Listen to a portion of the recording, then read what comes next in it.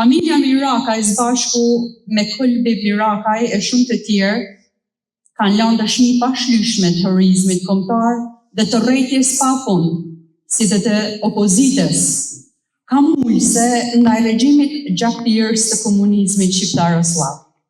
Tonini, sikurse e theksova më parë, është real, kurse protagonisti Marku është personazhi i imagjinum, pra jo real që autori me një mjeshtri të veçantë dhe mrezullantse e gërshëton me vllaun dhe bashkëshortarin e tij Toninin.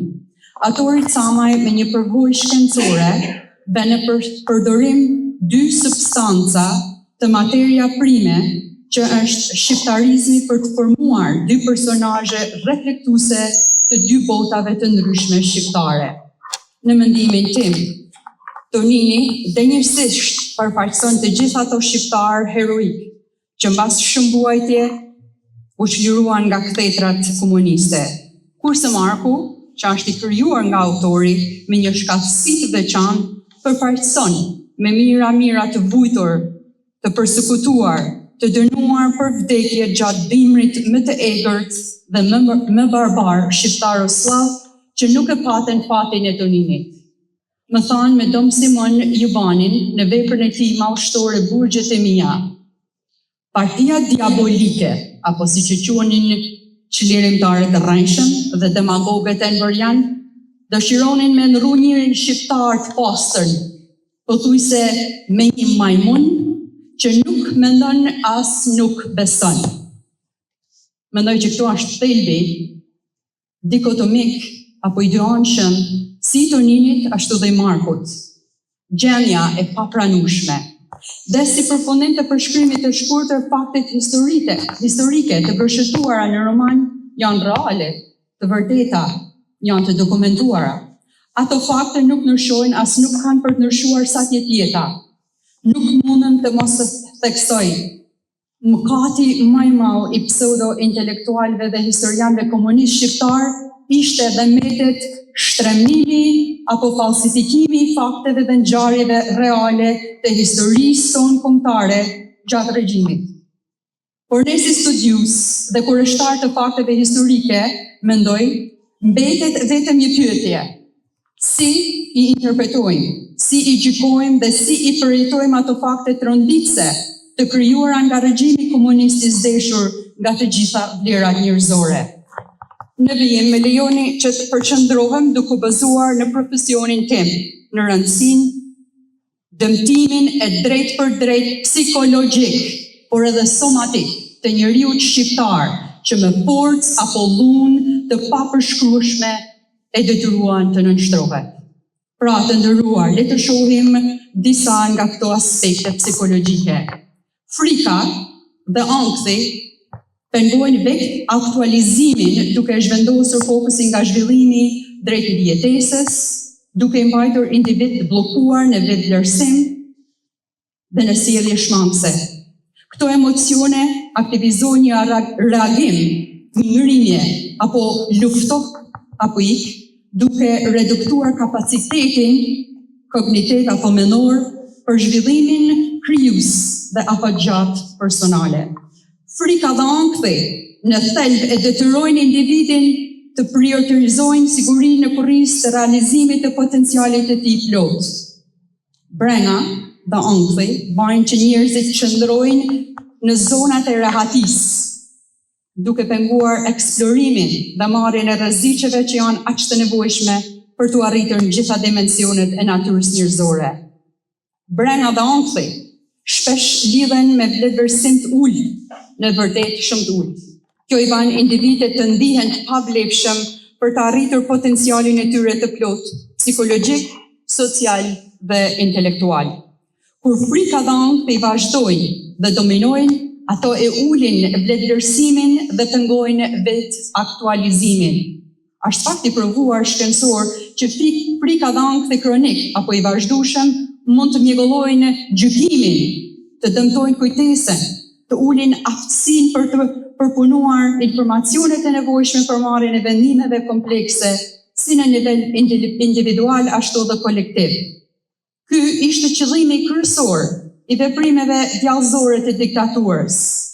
Kjo është ndërgoditjet apo brengat më të helmueshme të imponuara nga regjimi, kur frika nga refuzimi zën rënë në mendjen e individit, ose kur frika prej turpit për zbulimin e të kaluarës dhe gabimeve personale, kjo e detyron individin të tërhiqet, duke kufizuar rënë aftësinë e tij natyrore për rrjedhim dhe ndërveprim social.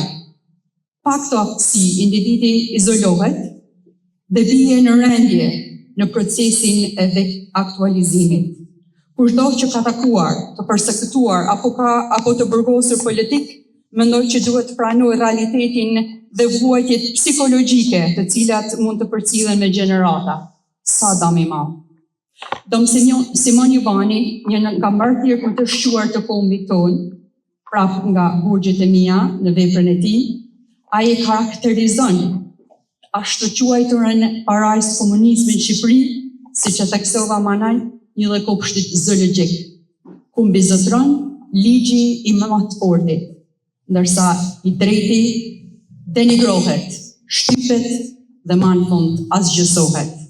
Kjo metaforë e fuqishme zbërthen natyrën thelbësore të një sistemi që në maskën e barazisë ushqente padrejtësi dhe dhunën sistematike. Premtimi i rrejshëm komunist se njerëzit do të kalë lugtar, do të punojnë si mas mundësive dhe do të marrin sipas nevojave, rezulton të keqenje nga mashtrimet më të mëdha ideologjike të shekullit. Në vend të mirëqenies dhe dinjitetit njerëzor, ky sistem prodhoi bartni shpirtërore, frikë vazhdueshme dhe një deformim të thellë psikologjik dhe të moralit njerëzor. Në këtë kontekst, shtrohet pyetja thelbësore: a mund të formohet një individ funksional, vetëdijshëm, aktiv dhe vetë aktualizues në një realitet që ngjan një kopshtit zoologjik? Përgjigjja është e qartë dhe tragjikisht e dhimbshme. Jo, një ambient i tillë e shtyp çdo potencial për zhvillim personal dhe e redukton njeriu në një qendje që mbijeton, por nuk jeton plotësisht. Nëse njeriu nuk mund të mendojë i lirë, ai nuk mund të veprojë drejt. Pas leximit të romanit Brenga dhe një reflektim të thellë personal, indikuar dhe nga takimet personale me martirë të vërtetë, si për shembull Imzat Pranojlia, Adze Pumi, Dom Simon Jubani, Pjetër Abnori, Visar Zhyti, e deri tek Dom Prekalaj, Ezet Gjekbaci Vesaj, mund të pohoj se utopia komuniste e shndroi në mënyrë të veçantë Shqipërinë në Malsi, por edhe Kosovën, në një laborator të hipokrizisë, hipnotizimit dhe torturave të dhunshme. Në këtë laborator, pseudo-shkencatarët të ideologjisë komuniste eksperimentonin me terrorin, me vujtjen dhe dehumanizimin, duke marrë një pastrim sistematik të ndërgjegjës, të shpirtit dhe të moralit të çdo Markut, të çdo Toninit apo Marie Shllakut. Në këtë sfond tragjik, ku mbojnë fuqishëm fjalët e Marie Shllakut: "Nan, sot po vdes." Një dëshmi therse e sakrificës dhe padrejtësisë ekstreme të kësaj kohe kundër gruas dhe ndershmërisë së saj shqiptare.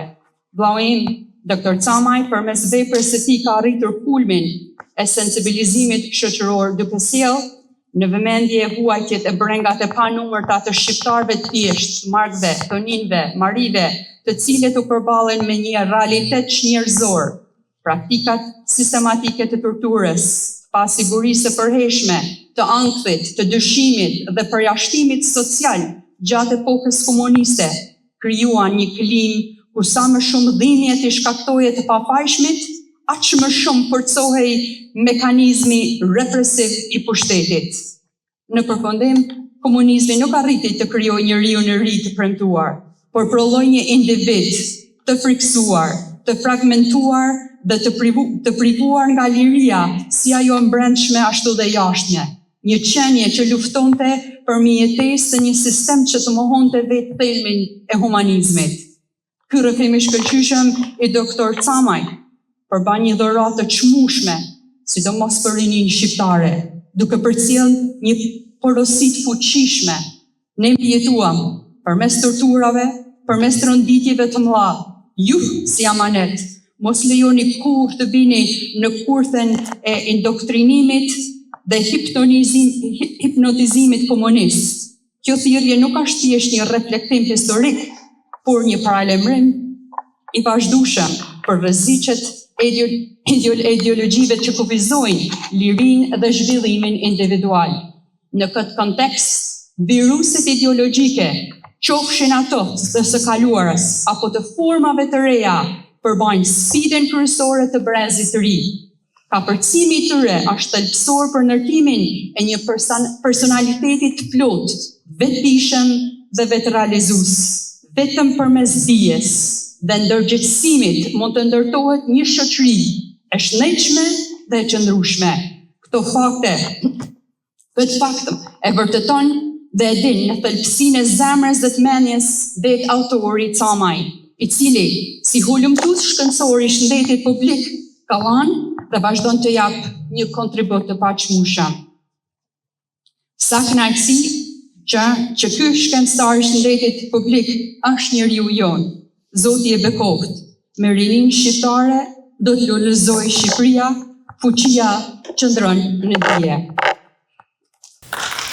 Urime, doktor profesor Pashko Camaj, në era e trabuinit, po edhe në era e marë shqiptarizmit.